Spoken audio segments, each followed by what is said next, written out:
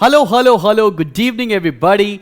My name is Shubham Jagdish and welcome back to the channel. So आज के particular video में हम डिस्कस करने जा रहे हैं गवर्नमेंट बजट का चैप्टर। और भाई इसके बाद सिर्फ एक ही चैप्टर आपका बाकी रहता है, नेशनल इनकम। बाकी पूरा सिलेबस मैंने आपको वन शॉट के थ्रू कंप्लीट कराया है। अलॉन्ग विद दैट मैंने आपको नोट्स भी प्रोवाइड किए हैं जो कि आप डाउनलोड कर सकते हैं हमारे फ्री स्टडी मटेरियल सेक्शन में। आप सभी को पता है कि हमारा एक फ्लैगशिप प्रोग्राम कंटिन्यूड है जिसका नाम है परसेंटेज बूस्टर। उसमें सिर्फ और सिर्फ 12 सीट्स आर लेफ्ट। तो अगर लगता है एनरोल करना चाहिए तो आप एनरोल कर सकते हैं, फटाफट से जाकर लिंक डिस्क्रिप्शन में मिल जाएगा। साथ ही अब हम लोग अवेलेबल है iOS के ऊपर भी, तो आप सर्च कर सकते हैं obsession and entrance hub both on Android and on Apple iOS app store के ऊपर भी, तो आपको हमारा एप्लीकेशन मिल जाएगा वहां से। तो चलो भाई बिना किसी टाइम वेस्ट के जल्दी से शुरू करते हैं आज का चैप्टर जिसका नाम है मेरी जान गवर्नमेंट बजट। अब गवर्नमेंट बजट किस चिड़िया का नाम है, आओ जरा ये देखा जाता है। भाई गवर्नमेंट ना अपनी एस्टिमेटेड रिसीट्स और प्रपोज्ड एक्सपेंडिचर का ना एक पूरा स्टेटमेंट क्रिएट करता है, स्टेटमेंट पूरा बनाता है। उस चीज को हम लोग बोलते हैं गवर्नमेंट बजट। कैसा है? An annual financial statement describing in detail the estimated receipts, मतलब कहां कहां से पैसे आएंगे उसके बारे में जिक्र करना, एंड प्रपोज्ड एक्सपेंडिचर, ये इनके दो कीवर्ड्स हैं, और कहां कहां सरकार उसको खर्च करने वाली है, and disbursement of the government under various heads for the financial year. जो भी एक फाइनेंशियल ईयर होता है ना, अप्रैल से लेकर मार्च तक, उस फाइनेंशियल ईयर में सरकार के पास कहां कहां से पैसे आएंगे, सरकार कहां कहां पे पैसा खर्च करेगी, उसका एक सिस्टमैटिक रिकॉर्ड बनाना गवर्नमेंट बजट कहलाता है। ठीक है, सब बच्चों को बात समझ में आ गई। Need of and importance government budget के सिलेबस में नहीं है, स्किप कर सकते हैं। अब दो तरह का गवर्नमेंट बजट है जो हमें पढ़ना है। एक बजट होता है यूनियन बजट जो सेंट्रल गवर्नमेंट बनाती है पूरे देश के लिए, और दूसरा होता है स्टेट बजट जो हर स्टेट अपनी रिस्पेक्टिव स्टेट के लिए बनाती है। तो यूनियन बजट क्या है? Is the budget prepared by the central government for the country as a whole, पूरी कंट्री के लिए। और वेर स्टेट या यूनियन टेरिटरी बजट क्या होता है? Prepared by the state government such as Delhi government और यूपी गवर्नमेंट और महाराष्ट्र गवर्नमेंट। ठीक है, वो स्पेसिफिक स्टेट के लिए लागू होता है। देन आगे परफॉर्मेंस बजट और सप्लीमेंट्री बजट भी सिलेबस में नहीं है, आगे बढ़ सकते हैं। अब इस बजट को अगर हम क्लासिफाई करें तो दो तरह की चीजें निकल कर आती हैं। एक होता है बेटा जी रेवेन्यू बजट और दूसरा होता है कैपिटल बजट। ये बहुत इंपॉर्टेंट टॉपिक होने जा रहे हैं। अब ये रेवेन्यू बजट में दो तरह की चीज आती हैं, एक आती है रेवेन्यू रिसीट्स और दूसरा आता है रेवेन्यू एक्सपेंडिचर। जब भी टर्म रेवेन्यू आ जाएगा तो समझ लेना ये रेकरिंग इन नेचर होते हैं, मतलब रोज रोज ये ट्रांजैक्शन रिपीट किए जाते हैं। लेकिन समझना क्या है, revenue budget shows revenue receipts of the government and the expenditure met from these revenue receipts. और दो क्लासिफिकेशन है, रेवेन्यू रिसीट्स और रेवेन्यू एक्सपेंडिचर। इसके बारे में हम डिटेल में आएंगे, लेकिन साथ साथ कैपिटल बजट भी जानते हैं। कैपिटल बजट के अंदर दो चीजें आती हैं, कैपिटल रिसीट और कैपिटल एक्सपेंडिचर। कैपिटल में चेंज ऑफ असेट होता है, रेवेन्यू में नहीं होता है। इसी बात को हम आगे चलकर डिटेल में पढ़ रहे हैं। पहला टॉपिक पढ़ने जा रहे हैं components of revenue, government revenue. अब देखो रेवेन्यू रिसीट्स क्या क्या होती हैं, ठीक है ना।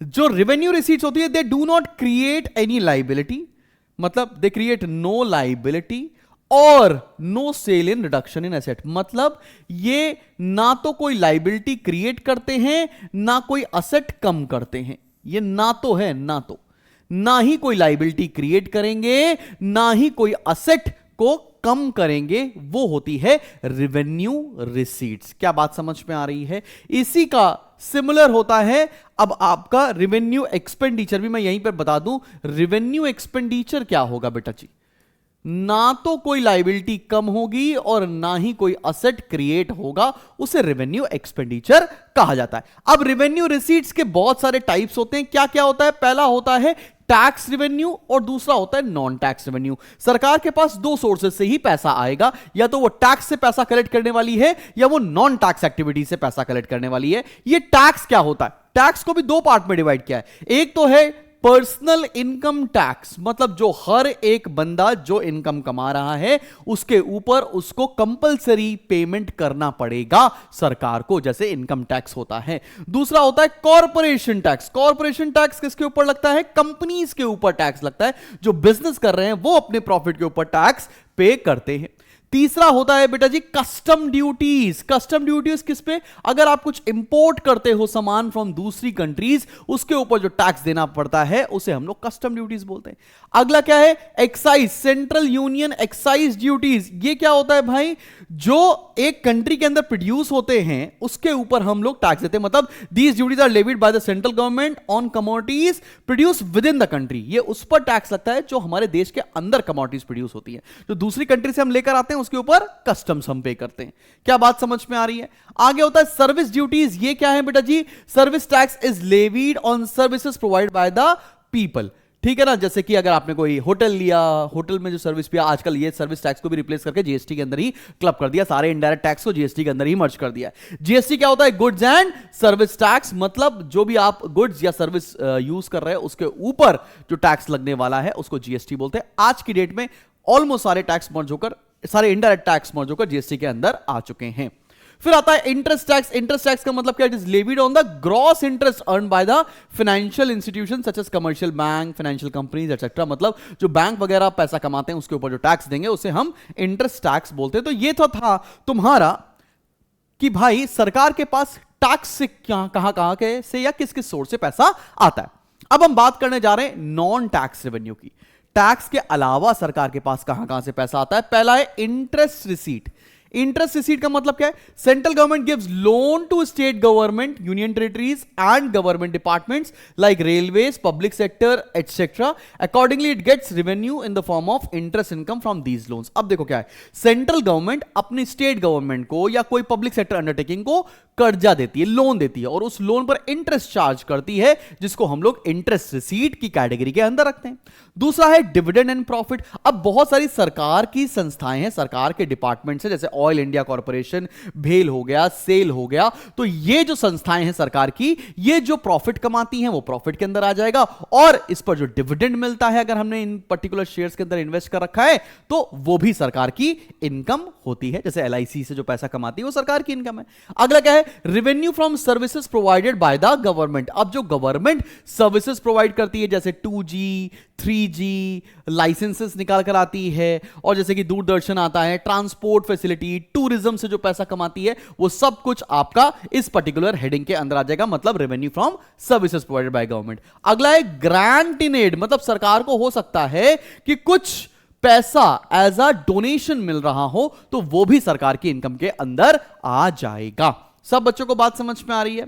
अब आते हैं हम लोग मेरी जान कैपिटल रिसीट्स के ऊपर।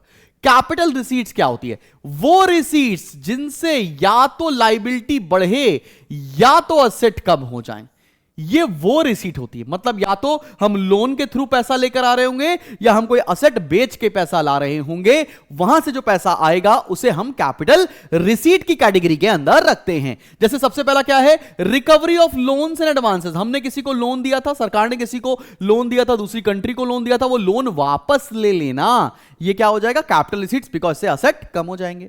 अगला क्या है? Market loan. आपने मार्केट से लोन ले लिया, बैंक से लोन ले लिया, लोन लिया है, लायबिलिटी बढ़ेगी, कैपिटल रिसीट्स कहलाएगी।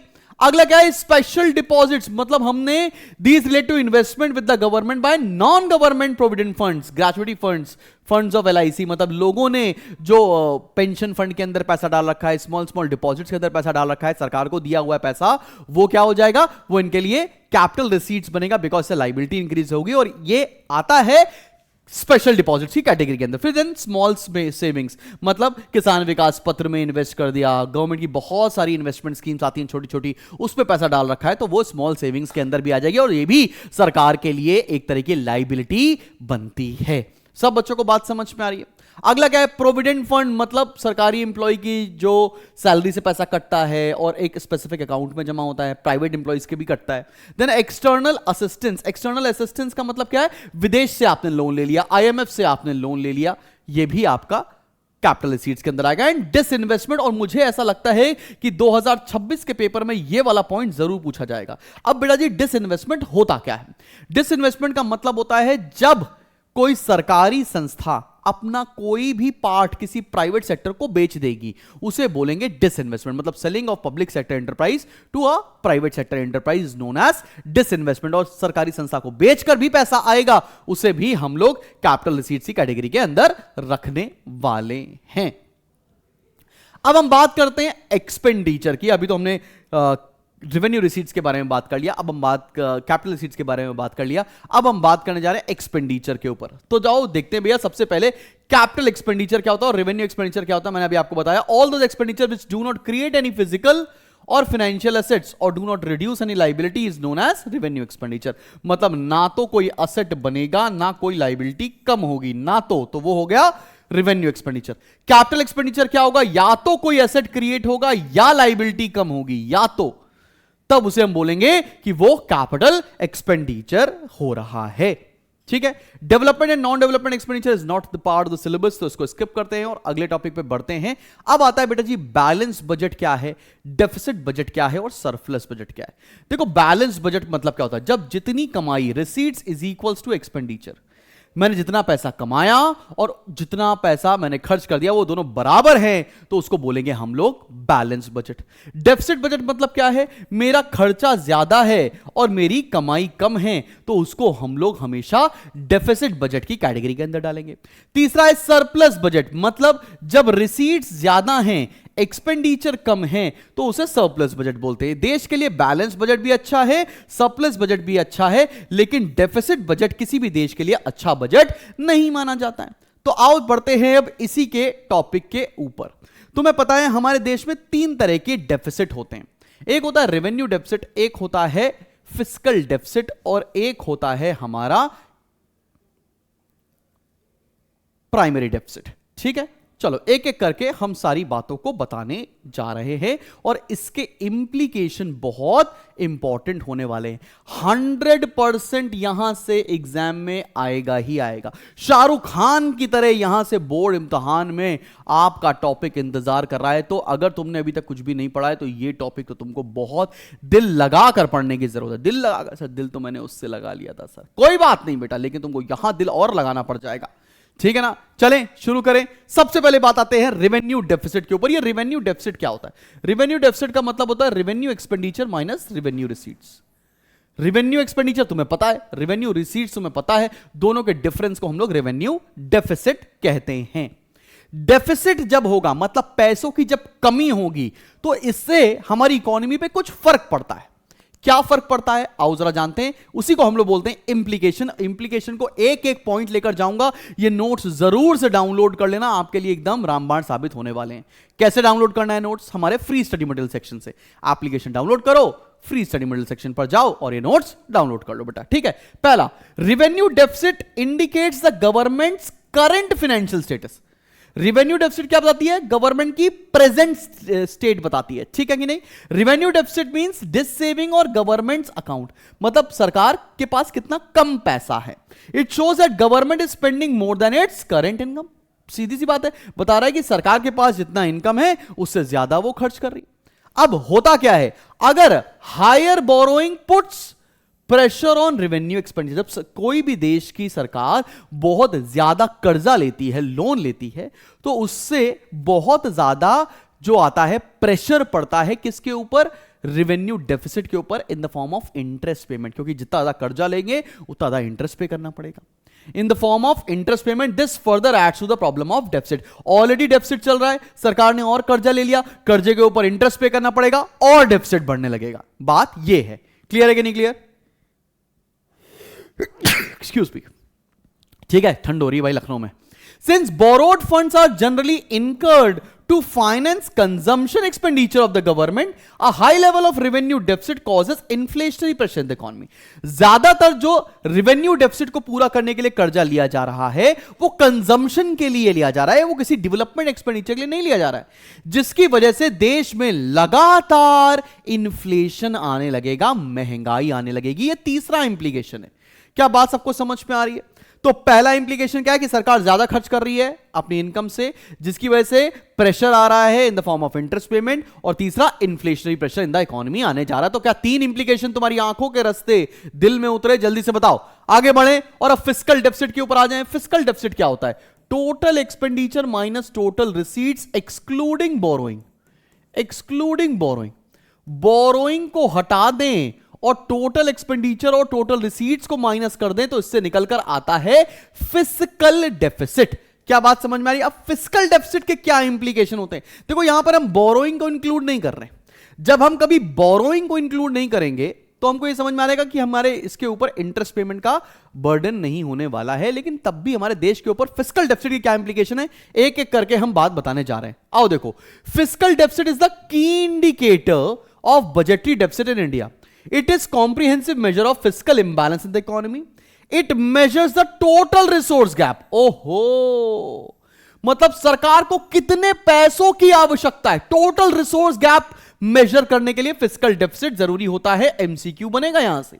It indicates the extent to which the government is living beyond its mean. मतलब कितना ज्यादा अपने मीन्स के बियॉन्ड हमारी सरकार चल रही है, यह फिस्कल डेफिसिट को देखकर पता चलेगा कि मतलब हमारे देश को चलाने के लिए कितना कर्जा लेने की आवश्यकता है, यह फिस्कल डेफिसिट को देखकर पता चलने वाला है। ठीक है ना? It measures the total resource gap of the government. It indicates the extent to which the government is living beyond it means. ये तो रिपीटेड हो गया, इसको छोड़ दो। A large physical deficit implies a large amount of borrowing. जितना बड़ा physical deficit होगा उससे यह समझ में आएगा उतना ज्यादा सरकार को कर्जे की जरूरत है, बोरोइंग की जरूरत है। Government has to borrow to meet this deficit. Government को कर्जा लेना पड़ेगा। This increases the future liability of the government in the form of payment of interest and repayment of loans. अगर इस डेफिसिट को पूरा करने के लिए और कर्जा लेना पड़ेगा, कर्जा लिया तो फ्यूचर में इंटरेस्ट पेमेंट और लोन रिपेमेंट दोनों बढ़ता चला जाएगा और बर्डन बढ़ेगा। Payment of interest increases revenue expenditure. This में इंक्रीज द रेवेन्यू डेफिसिट। अब जितना कर्जा लोगे उस पर आप इंटरेस्ट पे करोगे, इंटरेस्ट पे करोगे तो आपका रेवेन्यू एक्सपेंडिचर बढ़ जाएगा, रेवेन्यू डेफिसिट भी बढ़ जाएगा। High fiscal deficit generally leads to wasteful and unnecessary expenditure of the government. High fiscal deficit बताता है कि सरकार unnecessary के खर्चे कर रही है। ठीक है ना? A large fiscal deficit may lead to inflationary pressure in the economy. लगातार फिस्कल डेफिसिट होने से देश के अंदर इन्फ्लेशन आएगा और कहीं ना कहीं विशियस डेट ट्रैप में हमारी इकोनॉमी फंस जाएगी। सबसे इंपॉर्टेंट टॉपिक पढ़ने जा रहे हैं हम लोग, वो है प्राइमरी डेफिसिट। प्राइमरी डेफिसिट का फॉर्मूला होता है fiscal deficit minus interest payment. अभी होता क्या, अभी कई बार तुमसे बहुत सारे पॉलिटिशियंस जिनको थोड़ी इकोनॉमिक्स की समझ नहीं होगी शायद, वो बोल देंगे कि भाई यार ये जो डेफिसिट है ना, ये मेरी वजह से नहीं है, ये पिछली सरकार की वजह से है। पिछली सरकार ने कर्जा ले रखा था, उसकी वजह से हमारे देश को आज प्रॉब्लम फेस करनी पड़ रही है। तो तुम इकोनॉमिक्स के स्टूडेंट हो, तुम्हें थोड़ा अच्छे समझना पड़ेगा। तो तुम्हें इस तरह की गवर्नमेंट का क्या देखना पड़ेगा, प्राइमरी डेफिसिट। प्राइमरी डेफिसिट बोलता है फिस्कल डेफिसिट में से इंटरेस्ट पेमेंट भी निकाल दो। इंटरेस्ट पेमेंट क्या, जो तुमने पास्ट में लोन ले रखे हैं उसके ऊपर तुम इंटरेस्ट पेमेंट कर रहे हो, इंटरेस्ट पेमेंट भी निकाल दो तो तुम्हें एक्चुअल पोजीशन, करंट स्टेटस समझ में आ जाएगा कि ये जो करंट सरकार चला रही है देश, वो कितना खराब तरीके से चला रही है। आओ इसका इंप्लीकेशन देखते हैं तो और मजा आने वाला है।